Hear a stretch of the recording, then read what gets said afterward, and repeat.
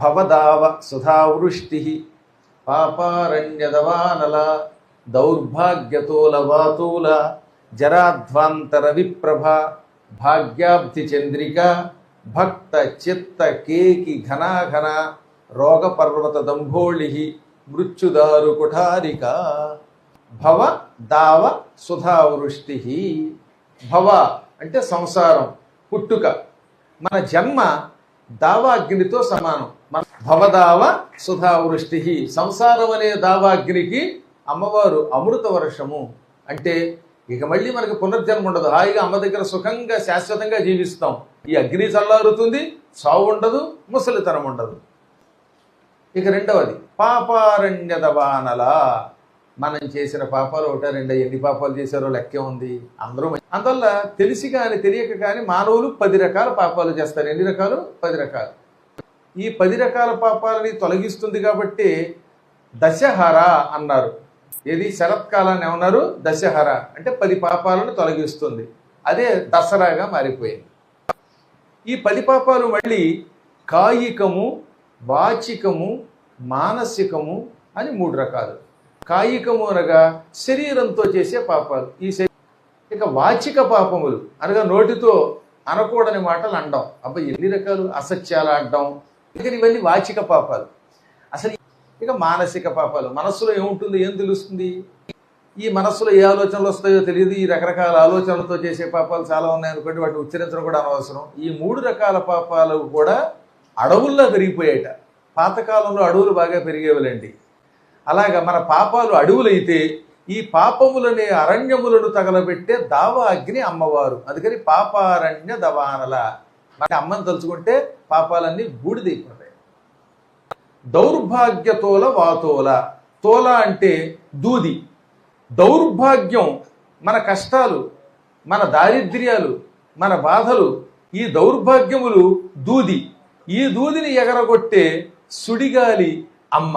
అంటే అమ్మని తలుచుకుంటే దౌర్భాగ్యం అంతా దూదిగిరినట్టు ఎగిరిపోతుంది అనమాట. ఎంత మంచి మాట చూసారు! దౌర్భాగ్యతోల వాతోల. ఇంకా జరాధ్వాంతర విప్రభ. జర అంటే ముసలితనం, ధ్వాంత అంటే చీకటి. ముసలితనం చీకటి లాంటిది. చీకటి పోవాలంటే ఏం కావాలి? సూర్యకాంతి రావాలి. ఈ దీపం కొంతవరకే చీకటిని తొలగిస్తుంది. సూర్యుడు వచ్చాడా అద్భుతమైన కాంతి, ఆ కాంతిలో ప్రపంచం అంతా కనపడుతుంది. కాబట్టి సూర్యుడు రాగానే చీకటి తొలగిపోతుంది. ముసలితనం అనే చీకటి అమ్మవారు అనేటటువంటి రవిప్రభ వల్ల, సూర్యకాంతి వల్ల తొలగిపోతుంది. జరాధ్వాంత రవిప్రభ. ఎంత అద్భుతమైన ఊహ, ఎంత అద్భుతమైన సమాసం ఆలోచించారా? కాబట్టి అమ్మ అనుగ్రహం ఉంటే వార్ధక్యంలో కష్టాలు ఉండవని అర్థం అన్నమాట. ఇక భాగ్యాబ్ధి చంద్రిక. చంద్రిక అంటే వెన్నెల. వెన్నెల రాగానే సముద్రం ఏం చేస్తుంది? ఉప్పొంగిపోతుంది. మీరు ఎప్పుడైనా సముద్ర తీరానికి వెళ్ళండి, బీచ్కి వెళ్ళండి, వెన్నెల్లో వెడితే ఆ కెరటాలు పైకి లేచిపోతూ ఉంటాయి. భాగ్య, ఇదిగో భోగాలు, సంపదలు. ఈ సంపదలు ఓ సముద్రం అట. సంపదలనే సముద్రమునకు అమ్మవారు వెన్నెల. అనగా వెన్నెల వస్తే సముద్రం ఉప్పొంగుతుంది. అమ్మ అనుగ్రహం ఉంటే సంపదలు వచ్చి పడిపోతాయి. వద్దన్న సంపదలు వచ్చి పడిపోతాయి. ఒప్పలేమటి ప్రపంచంలో ఎక్కడైనా నైవిచారణ్యం లాంటి బిల్డింగులు కట్టించి. భక్త చిత్త కేకి ఘనాఘన. ఘనాఘనము అంటే వర్షాకాల మేఘం. ఘనము అంటే మేఘం. ఘనాఘనం అంటే వర్షాకాల మేఘం. వర్షాకాలంలో మేఘం ఎలా ఉంటుంది? నల్లగా నీటితో నిండి ఉంటుంది. ఈ మేఘం రాగానే నెమళ్ళు ఏం చేస్తాయి? పురి విప్పి నాట్యమాడతాయి. అది కూడా భక్తుల యొక్క హృదయం నెమలి. ఈ భక్తుల హృదయం అనే నెమలి పురివిప్పి నృత్యం చేసేలా చేసేటటువంటి వర్షాకాల మేఘం అమ్మ. అనగా అమ్మ ఎదురుగుండా కనపడితే మన మనస్సులు ఆనందంతో ఉప్పొంగిపోయి డ్యాన్స్ చేస్తాయన్నమాట. నిజంగా అమ్మ కనపడితే ఉప్పొంగిపోవం మనం, గ్యారంటీగా పైకి లేచిపోతాం, ఎగిరి గంతులేస్తాం. నేను కూడా డ్యాన్స్ చేస్తాను అసలు. అందులో భక్త చిత్తకేకి ఘనాఘన. ఇక తర్వాత అది రోగ పర్వత దంభోళి అన్నారు. ఇదం పుచ్చుకొని పర్వతాల రెక్కలన్నీ పట్ట నరికేశాడు.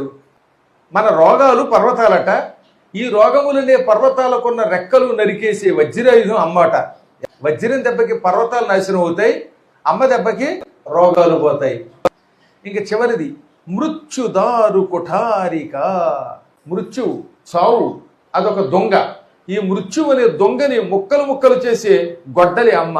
అనగా అమ్మ అనుగ్రహం ఉంటే భూమి మీద పుట్టం, భూమి మీద పుట్టకపోతే చావు ఉండదు, చావు ఉండదు గనక మృత్యువు లేనటువంటి స్థితికి తీసుకెడుతుంది గనక అమ్మని మృత్యుదారు కొఠారిక. ఇవి ఈ 2 శ్లోకాలు.